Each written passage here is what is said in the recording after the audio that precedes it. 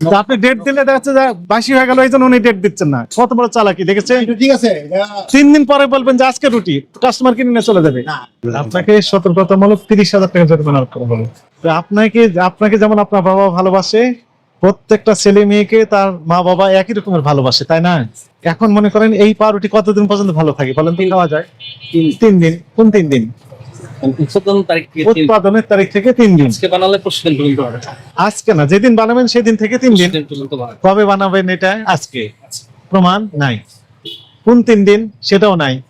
মনে করেন আমি একজন গ্রাহক, আমার ছেলেকে আমি ভালোবাসি, আমি কিনে নিয়ে দিলাম, আর ছেলেরা তো খাবে, একদিনও তো খেতে পারবে না। একটা ছেলে যদি হয় তাহলে 3 দিন খাবে। কোন 3 দিন খাবে জানা নাই, কারণ তো উৎপাদন তারিখ তো লেখা নাই।